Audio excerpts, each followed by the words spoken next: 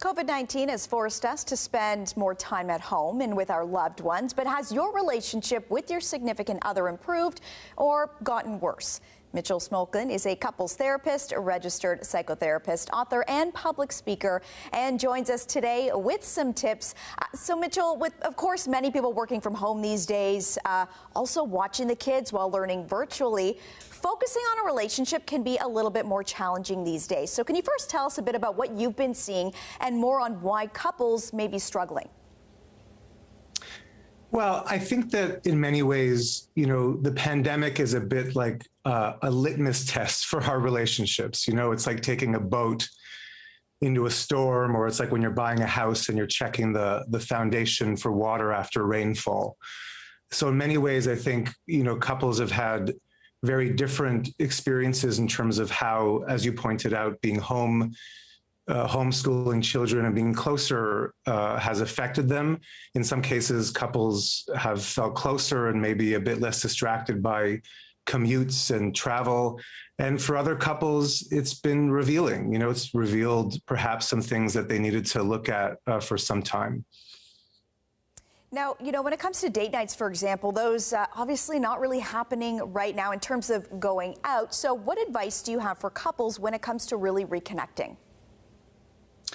Well, I think, even in talking about date night, there's just intentionality in that, right? There's a deliberateness of putting something in the calendar, of marking out space. The couples I see often even talk about couples therapy often as their date. How often do you spend an hour and a half just sitting with your partner, catching up, talking?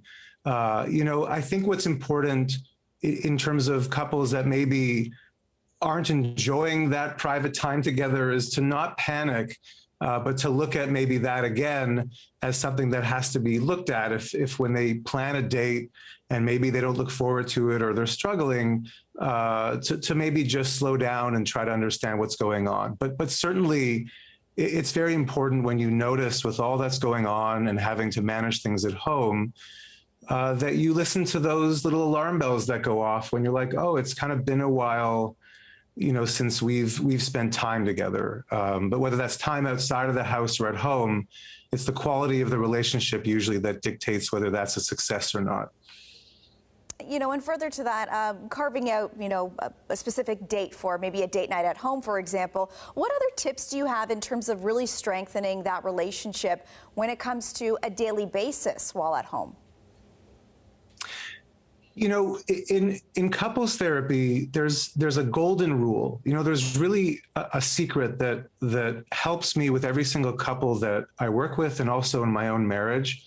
And it's an idea which is called repair.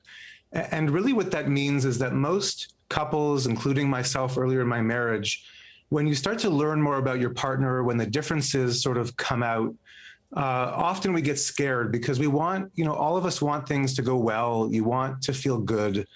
And so the idea of repair in terms of a tip for couples is, if you notice that things are happening, if you notice, for instance, like you mentioned, that you're a bit more on top of each other, if maybe you don't have a lot of space, it's crucial to come back to those moments, to take some time and bring up maybe some things that are concerning you. And that's also tricky advice to give as well, because some people are not very comfortable talking about their feelings. People think it's negative, or we often think that somebody's complaining. But I would just suggest to the people viewing that we really think about these conversations. They're called bids for connection, that it's like housekeeping. You need to come back.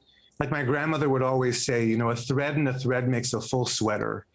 And so you can't let these little threads kind of build up too much without sort of coming back and debriefing and maybe, letting each other know how to take care of each other. I think the pandemic has just brought new circumstances, things that we're not used to, and that just requires more bandwidth from a checking in and reparative standpoint.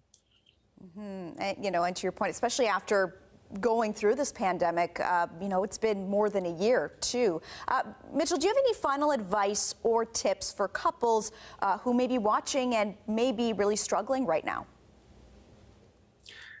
Well, I mean, we just saw the separation of, the gates in the United States, and there was an article in CNN looking at how, divorce rates are going up actually in the older population. They're actually going down, interestingly enough, in those that are in their 20s and early 30s.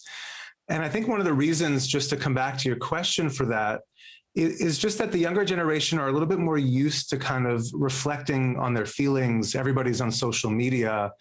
And some of the older generations just aren't used to maybe having to talk about their emotions or putting things into the first person. So I guess my tip is, for those that are watching and maybe realizing, in this interview that there are things to talk about, to be deliberate about it. And our relationships are very important. And if you notice that you've become very distant or you're kind of on the edge, to, get some professional help. Couples therapy is very different now than it used to be. And these things do not go away on their own. So if you feel like you've really made an effort to connect and you don't know what else to do, it's important, like if your car was in trouble or you need someone to come and do landscaping, just to reach out and maybe save one of your most valuable assets that you have in your life. Okay, some interesting insight during a time when many may be looking to reconnect during the pandemic. Mitchell, we really appreciate your time. Thank you very much for joining us today. Thank you for having me on.